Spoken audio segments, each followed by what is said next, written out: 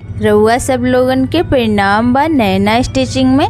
ये देखी जब ब्लाउज के हम सी के तैयार कर लेले हैं। एकरे ऊपर अब हम गला का डिजाइन बनाएब। आई डिजाइनियों के देखी जा हम गला का पेपर पेस्टिंग के ऊपर बना लेले हैं। आई के हम सीधा साइड से रख के आई के उरे ऊपर अब हम सिलाई लगाएब। आई आपो लोग अपने जितना साइज होई उतना ब्लाउजिया के लंबाई चौड़ाई काट लेब जा। आ गलवो काट लेब जा जितना होई लंबाई चौड़ाई आप लोगन का। आ गलवा के जौन हो न कि डिजाइनिया हम बोट नेक पे बनावत हैं। तो ऐसे का होई न कि कंधवा का जौन हुए सैजवा ओके आप लोग बोट नेक के हिसाब से रखब जा। एकरे बाद ऐसे ही जैसे हम गला के डिजाइन बनौले वैसे ही बना के ऐसे सी लेब जाई। हमार कपड़वा पतील हुए न तो ऐसे हम ऊपर से ऐसे बनावत हैं। आप लोग के तो चाहत तो अस्तरों वाला कपड़वा पे पेपर पेस्टिंग लगा के आ सी लेब जा। डिजाइनिया कट वर्क बोलल जाला। तो हाफ कट वर्क में हुए आधे में कट वर्क बनौले हैं। गलवा के ऊपर हम सी ले हैं। अब के हम काट लेते हैं। एकरे बाद गलवा के ऊपर छोटा छोटा कट लगा लेब। आ बीचों में के कोनों में काट लेब। ऐसे का है कि बढ़िया से गलवा पलट जाई।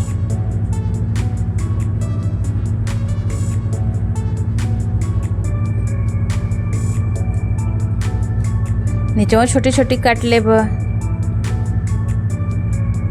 एकरे बाद गला के ऐसे अब हम पलट लेब।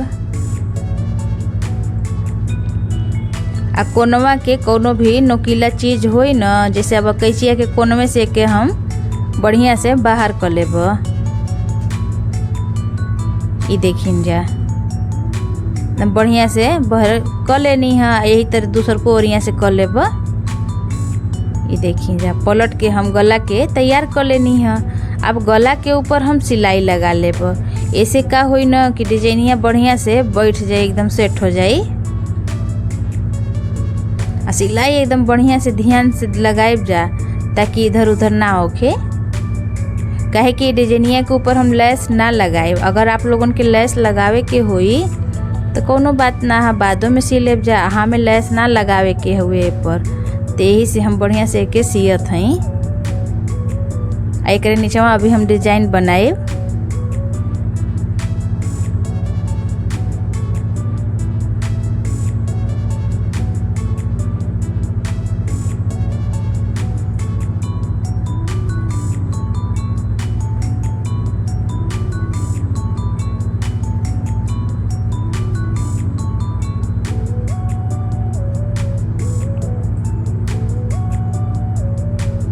ई वाला जौन निशान हम लगौनी है ये हम कमर का प्लेट का निशान लगौनी है। आ कमरिया का प्लेटवा हम न 3.5 इंच की लंबाई में लगावत हैं। ऐसे ही हम दूसर को और यहाँ कमरिया का प्लेटवा लगा लेब। ये दोनों और हम प्लेट लगा लेनी है। एकरे बाद ये देखिए जा जौन हम कपड़ा ले ले हैं जा ये चौड़ाई में 2.5 इंच का हुए।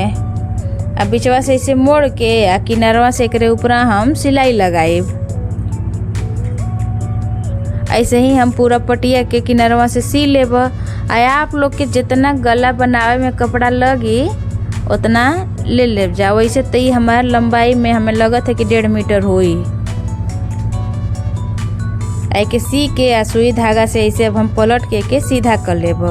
के बढ़िया से हाथ से सेट करके एकरे बाद एकरे ऊपर से प्रेस लगा के बढ़िया पतीले सेट कर ले। भी देखिए जा हम प्रेस लगा के बढ़िया से बना लेनी है। 1/2 इंच में ऐसे प्लेट लगा के बीचों बीच एकदम सिलाई लगावे के है। किनारे ना बिल्कुल बीचों बीच। बीचवा में तनको गैपो ना छोड़े के एकदम पास पास के डिजाइनिया के ऐसे ही प्लेटवा बनावे के है। ये देखिए जा हम प्लेट लगा के पूरा कपड़ा हम तैयार कर लेनी है। एकरे बाद जौन हम ब्लाउजवा सिले है ना अब एकरे ऊपर ऐसे रख के अगवा का खुललका वाला भगवा के अंदर के मोड़ लेनी है। अब एकरे ऊपर हम सिलाई लगावत हैं। जौन सिलैया बीचवा में हम पहलवा लगौले रहनी है ना वही के ऊपर ही सिलैया लगावत हैं।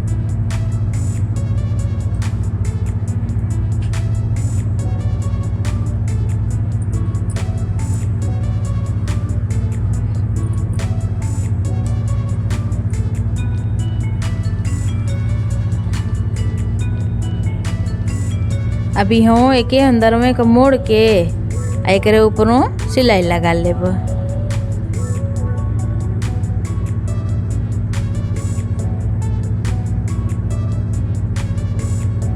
सिलैया के जने लॉक कर लेब तनी 2 बार चला के। एकरे बाद सुई धागा से मोती ले लेब। बीचवा में दोनों ओरिया से कपड़वा लेके ऐसे सी के एकरे ऊपर हम मोती लगा देवल करब। आप लोग वीडियो में देख सकीला जा कि हम कैसे डिजाइन के बनावत हई, वैसे ही आपो लोग बना ले जा। बीचवा में ऐसे निकाल के फिर एक दोनों ओरिया से कपड़वा पकड़े के है, फिर एक ऊपर मोती लगा के फिर बीच निकाले के हुए।